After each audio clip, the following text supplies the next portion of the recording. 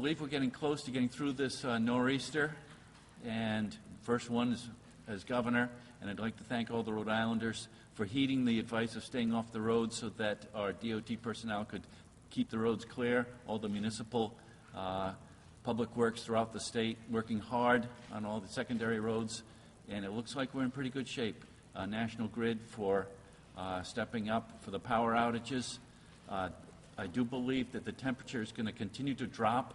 When I woke up this morning in my house, it was 33. I believe now it's down to 25. And with this heavy, wet snow to begin with and the plummeting temperatures, that's going to turn it into concrete. So from my experience, so get out there early and clear the sidewalks if you're in the city per the ordinances before it gets really, as I said, solidified and into very dense and difficult to shovel snow. But once again, I'd like to thank all the great employees throughout the state, in every area of the state that have come through, particularly those that are manning the plows. And I'll turn it over now to Dave Smith. Well, thank you, Governor. Really, my comment is like the Governor to thank everybody. We at EMA are the coordinating agency, and we're there to support the local communities, the other state partners, and to just help facilitate them and respond to their needs. And with that, I'll turn it over to Colonel Doherty. Thank you, Director. I just want to thank a few people also. The law enforcement throughout the state. We had approximately 65 accidents statewide, state police and local cities and towns included. Over 100 stranded motorists throughout the night. So I want to thank my troopers for the work that they did and the members of the law enforcement community throughout Rhode Island. Thank EMA and the good work of DOT. You'll hear from Mike Lewis in a second. DOT did a great job today. And I want to also thank the entire team. We had several meetings. We put a lot of time into this. In my opinion, I've had a lot of experience through these storms. This was a good decision to make. What we made yesterday, the governor announced, and there was a collective decision with the entire team. And the governor listened to the different disciplines, EMA, state police, DOT, and others, as to what their opinion was. And I think this worked out well because we had a low traffic volume this morning, and that certainly led to the success of being able to clear the roads. And I really feared that if we didn't have that, we could have ended up with a gridlock, and that speaks for itself. So it has not been reported to me that we've had any serious injuries from any of the accidents. We did have a couple with injuries, but not serious bodily harm, or life-threatening, I should say. So again, I thank all of our partners. Thanks, Colonel. With regard to the roads, I think we are through the worst of it, certainly. It was very heavy snow, as we reported earlier, through the morning hours. It has certainly tapered off now, and it will be continuing to taper off through the course of the afternoon. All of the state highways in the state remain passable throughout this event, and thanks to the good work of the people manning the plows, as the governor said. But also, I think very importantly, it's the fact that people stayed off the roads. And they heard the message. I think they used their own common sense, and they stayed off the roads. And that really is what's necessary to enable the plows to do their work. We will be continuing to work the highways through the course of the day until all of the cleanup is completed. They will not be taking any breaks until that is completed. I want to caution against a false sense of security, even though the roads are becoming clear. As the governor pointed out, the temperatures are dropping. We expect them to be in the teens tonight. So any melting snow is very susceptible to freezing. So I caution everybody against a false sense of security. Keep your speeds down.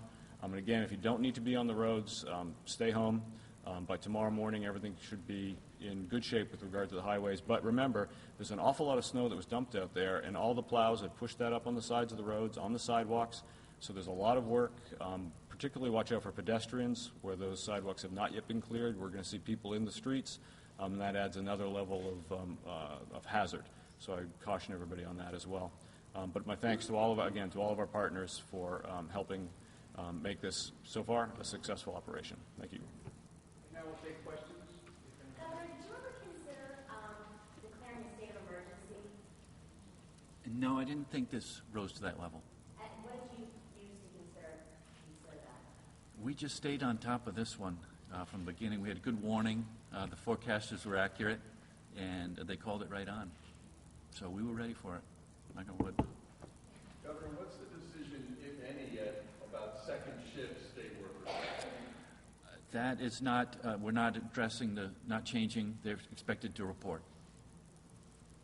We hear so much about a couple years ago, the December debacle, when things weren't plowed, people were stuck. What did you do right this time that we did not do that time around?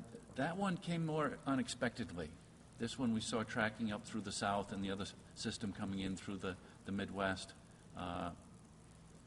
Some people were talking about it even 4 or 5 days ago. That helped a lot. Would you give your troops a grade for their response in this storm? Again, it's not over yet, but as we stand here now, it's an A+. Governor, following up Katie's question there, did what happened on that December 13th, 07, as I remember, did that color, certainly it must have, and I think I'm answering my own question, that it must have colored your judgment and thinking that surely you didn't want to start your governorship with that noose around your neck. Yes, at the same time, we do have the $300 million deficit, and calling off the state for the first shift has a cost attached to it. So it's never an easy decision, but the forecasters were very, very confident on this one. And so it made my decision to cancel that first shift easier. I did talk to the governor of Connecticut, who I met at the new governor's conference, Governor Malloy, former mayor himself, and he was struggling with the same decision, the cost associated with canceling first shift. But you think that really paid off in this case, that we didn't have all those state workers on the road, say, between like 5 and 9 a.m.? Yes, and also it sent a good message to the business community. The state's canceling, and that has a ripple effect. What percentage of roads are now cleared, would you say? Speaking for the state highways, they're virtually, they're certainly all passable, all clear. There's still residual snow, certainly on the shoulders. We have a pretty high level of wind right now, so there will be some drifting. Some areas that have been cleaned off previously will start to drift back in, but not in the depths that we had. So this will be, again, this event is not over, as Director Smith had pointed out, and we will be working right through the evening until we know there's no more precipitation and the snow has all been pushed off of the shoulders, and the material is down on the highway to make sure that we don't get any residual freezing. Are you still asking people to stay home? Again, we're saying people to use their best judgment. It certainly helped enable us to clear the roads as efficiently as we could today. It would be, I think, premature to rush out and just yet. So I think if folks can stay home, then I think it's wise to do so. But everybody's going to have to use their own judgment on that. Given the fact that we're at this point having all the state highways passable, do you think that's because of the pre-planning and being out last night? Oh, absolutely. Absolutely. I think first and foremost is the planning that went into this, the coordination, the planning. We always learn from every event. Do we do a lessons learned? What could we do better next time? And I'm sure there'll be some cases this time around that we'll learn from for next time. As the governor pointed out, the forecasting was excellent. It was spot on, and credit to all of you folks. And I think by having the people off of the roads, again, it enables the trucks, the plows to be out there to do their work. And it's really not rocket science. It's really that simple. Let the plows plow the snow, and we'll get it under control. Other than auto accidents, were there any other emergency responses required?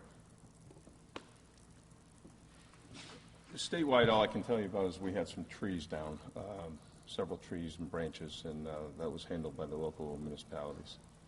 But I would just like to add to Mike's comments about where we are now. Sometimes when we're able to clear that snow quick, it causes an icing condition, and people should heed that warning a bit. The road could be cleared, but it could be very icy. So temperatures dropping, and people should still be careful if they have to get out.